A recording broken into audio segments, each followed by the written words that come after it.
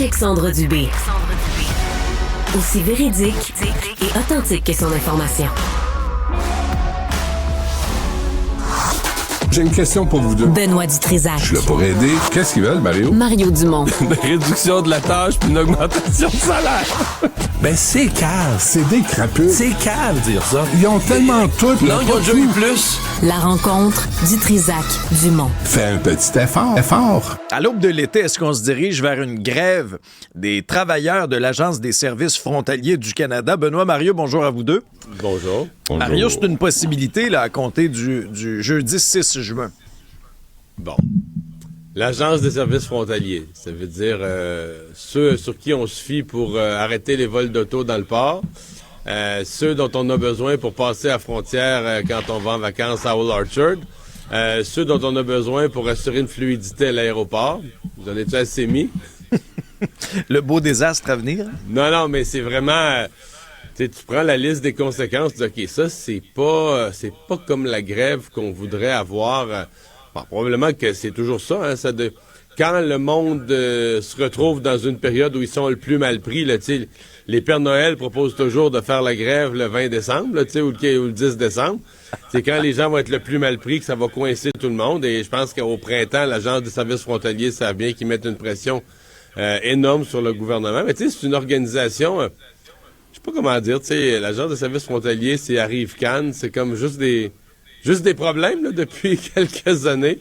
Puis là, ben, une grève, pourquoi pas. Benoît? Ben, ils feront pas la grève, là. Ils vont juste... parce que 90%, c'est des travailleurs essentiels. Mais ils vont se traîner les pieds. Ah oui, Monsieur Dumont, vous venez d'où, là? On va fouiller vos bagages. Monsieur Dumont, mettez-vous tout nu, là. On va vous examiner. On a des doutes, là. On va vous fouiller. Ils veulent pas ça. Entendez, là, Monsieur Dumont, là. Il me semble que vous revenez souvent de la Thaïlande, Monsieur Dumont, là. On va vous examiner. C'est tout pour nous écœurer. Tu sais, le nombre de fois où t'es en ligne, là, aux douanes, puis souvent, moi, on était rendus tellement exaspérés par l'aéroport Trudeau, comment c'est mal géré, mal fait. Nous, de la Rive-Sud, on est à même pas 1 heure de Plattsburgh, et souvent, on allait prendre l'avion là, puis on se disait, on va pas... Tu sais, tu passes les douanes en voiture, c'est toujours bien plus vite.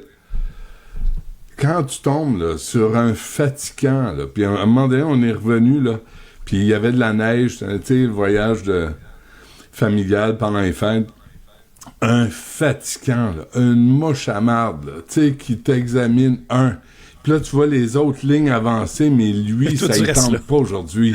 Tu sais, on sait pas ce qui se passe à la maison, on sait pas ce qui se passe, mais il nous écœure tout le monde. Moi, je me souviens qu'à un moment donné, j'ai failli... Moi, Benoît, je vais te donner un truc, là. Ouais. S'il y a 8-10 lignes, là, puis t'es derrière moi, puis j'en choisis une, là, prends-en une autre. Ouais. Ah ouais, hein? T'es malchanceux? Le type dont Benoît parle, ça, c'est ma ligne. Ça, c'est le gars qui prend 8 fois le temps des... Ça, c'est ma ligne. Mais je vais te rassurer ce matin, Mario. Il n'y en a pas une qui est mieux. C'est toujours parce que toi, tu prends celle-là, puis moi, j'en prends une autre, puis c'est pareil. T'sais. Fait que là, ils vont se traîner. T'as toujours l'impression que ça va plus vite les autres. Ah, là, ouais. Que tu vois c'est ça, c'est le char rouge qui était à côté de moi tantôt. Il est rendu 9 positions en avant. Là. Ouais. Puis pourquoi ils fouillent la voiture de la vieille madame avec les cheveux bleus? Mais que le Mustang jump. En tout cas, tu sais, ils font des drôles de choix. Moi, à l'aéroport, Trudeau, à un moment donné, je revenais, les enfants étaient vraiment petits. Puis le gars commence à interroger les enfants. J'ai dit, hey, elle a 4 ans. Penses-tu qu'elle a de la drogue dans sa poupée? Imbécile. Tu sais, fait que là, puis il y avait des problèmes aussi. Ils étaient pas armés. Là, ils ont demandé d'être armés parce que les gens passaient à la frontière, puis les vrais criminels les respectaient pas. Fait qu'on va voir, mais merci de nous prendre en otage. Regarde, on est habitués. Parce que Mario, il y a les désagréments pour nous, là, pour la population, mais il y a de réels impacts économiques qui pourraient survenir. Là. Ah oui, tout ce qui est ralentissement. Écoute, tout passe par l'Agence des services frontaliers. Là, fait que tout ce qui est ralentissement des approbations de containers, appelle ça comme tu veux, c'est certain qu'il y a un impact économique. En fait, 2,5 sincèrement, je suis porté à penser qu'il n'y aura pas de grève. Là. Je suis porté à penser que le gouvernement est tellement pogné à la gorge Les conséquences sont tellement lourdes qu'il va leur donner ce qu'ils veulent, là. C'est mon feeling. Mais 2,5 milliards de marchandises traversent chaque jour la frontière terrestre entre le Canada et les États-Unis. Après, on va dire qu'on fait pas de surconsommation. 2,5 milliards, ça gramouille. Fait que là, je sais pas. Puis, Non, mais c'est du riz. Pour nous nourrir. Oui, c'est ça. Du riz, du pain, des fleurs, des roses. Benoît, est-ce qu'on a un plan de match réel pour les enjeux de cohabitation avec l'itinérance, entre autres, à Montréal? J'attire votre attention sur un article qui vient de tomber sur la presse. Un homme de 44 ans arrêté à la suite d'un événement lors duquel un quinquagénaire dû être hospitalisé après avoir été poignardé arrondissement Ville-Marie. Les deux se connaissent pas. Le bonhomme de 52 ans, il sait pas pourquoi il a été poignardé, mais Ville-Marie. Là, tu regardes un peu plus loin dans le Journal de Montréal, il y a des parents inquiétés par l'itinérance. Les parents à Montréal voient bien ce qui se passe partout. Secteur Rosemont, c'est l'église Sainte-Bibiane, Saint-Michel, rue d'Endurant. Et ça, Benoît, je l'ai Rosemont, entendu parler, là, c'était une autre maison Benoît Lable, hein? Ouais, ben à peu près, là, ils veulent transformer C'est ce que les gens l'église pour 30 logements. Et la réponse de Robert Baudry, qui est fantastique, là, qui dit que finalement, ils ont pas le choix, ça va être ouvert 24 heures par jour, 7 jours par semaine, 30 lits. Puis là, il ajoute, si en plus de ça, il ne faut pas que ce soit près d'une école ou d'un CPE, il y a des quartiers où ce serait impossible d'en ouvrir alors que les besoins sont là. Il y a de la pauvreté sur le plateau Mont-Royal dans Rosemont. Alors, vendredi, je recevais la directrice du CPE Le Petit Palais où elle nous a présenté une mère, Mme Maheu, enceinte, qui s'est fait pourchasser par itinérante. Elle s'est engagée sur la rue Vigée en courant parce qu'elle avait peur.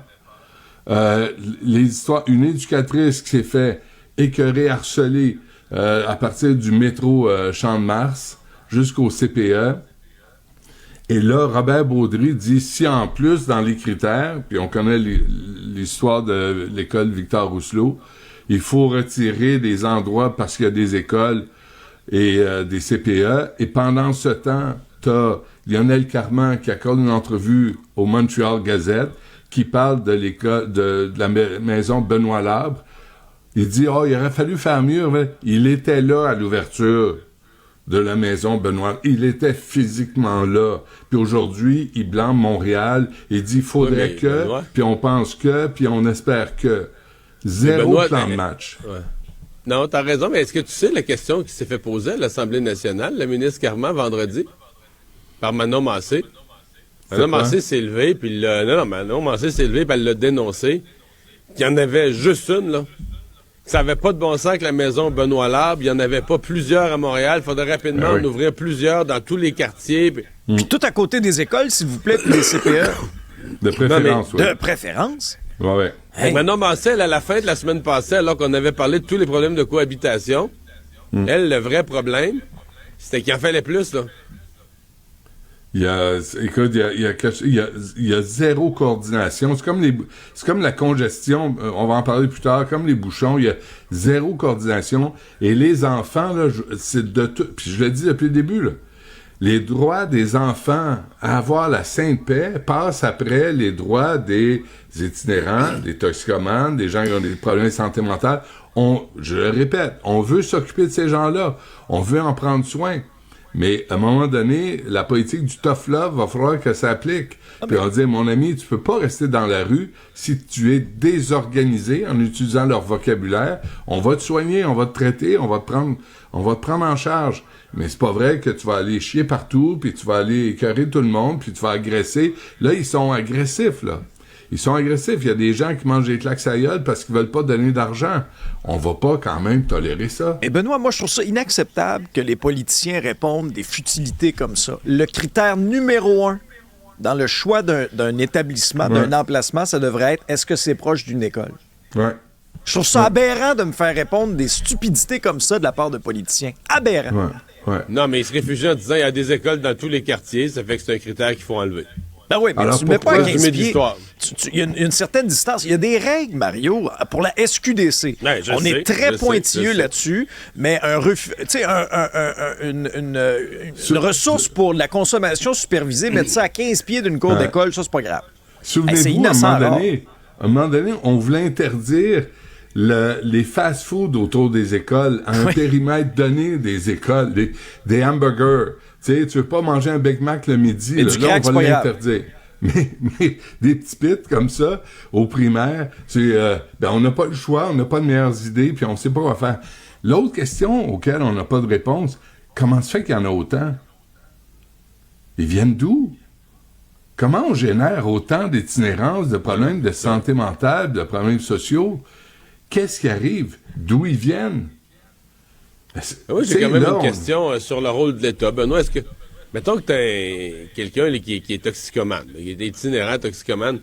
Est-ce que le rôle de l'État, c'est d'y fournir un endroit sûr pour consommer, une seringue propre et une drogue de qualité, là, pour pas qu'il s'empoisonne? Ou est-ce que le rôle de l'État, c'est de lui offrir de la désintox? Il y a quand même une question philosophique. Ouais. Là, on a pris le premier choix. On a dit non, le rôle de l'État, je le comprends, s'il y a un mort, tout est réversible, tout se guérit, tout se corrige, sauf la mort. Là. Donc, il faut éviter des morts. Donc, la consommation supervisée dans un lieu plus sécuritaire où quelqu'un va être là si jamais il y a une surdose. Puis là, après ça, tant qu'à faire, on va lui fournir, la seringue est peut-être pas propre, on va pas lui laisser contracter une maladie, l'hépatite, tout ça. On va fournir la seringue, puis là, finalement, son produit est peut-être...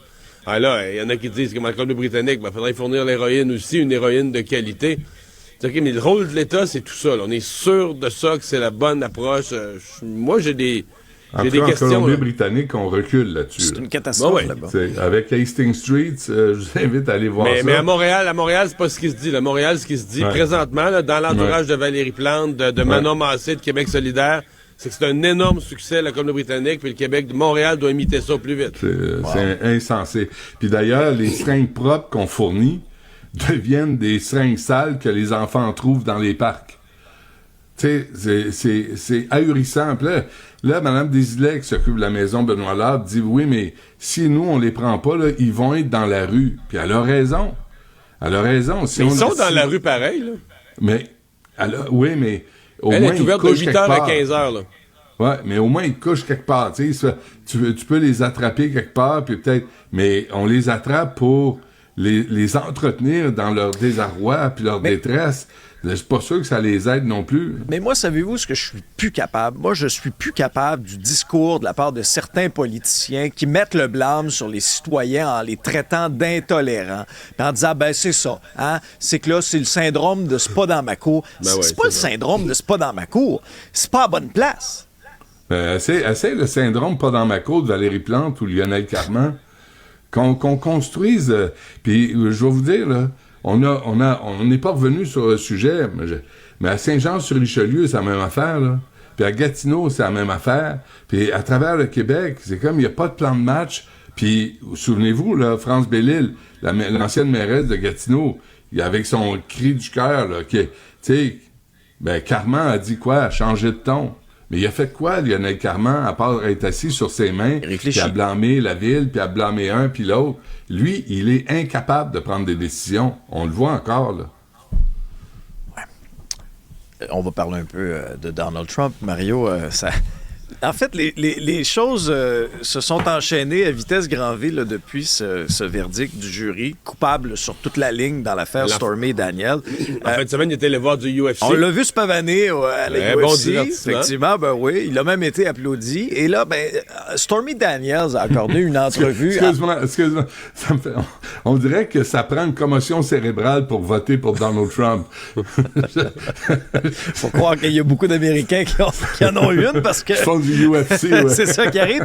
Mais Mario, Stormy Daniels a déclaré en entrevue qu'elle elle veut le voir en prison. Là. Ouais, parce qu'en fin de semaine, cette histoire-là, des deux côtés, là, elle a dit qu'elle voulait le voir en prison. J'ai trouvé ça un peu une sortie, elle a le droit de penser ça, une sortie un peu vide, un peu ridicule. À mon avis, elle avait obtenu ce qu'elle voulait, une condamnation, elle aurait dû rester tranquille. Mais là, c'est la réponse de Trump à ça, qui a donné, entre autres, dans sa première entrevue officielle, post-déclaré criminel à Fox News. Donald Trump qui dit finalement c'est ni plus ni moins que les menaces de violence, là, qui dit que ça, lui en prison, là, c'est peut-être la goutte qui ferait déborder le vase pour ses partisans. Ses partisans le prendraient pas. Je sais pas, moi j'entends phase 2 du 6 janvier. de l'insurrection sur le Capitole, exactement, du 6 janvier. Là, ses partisans ne l'ont pas pris, l'élection avait comme été volée.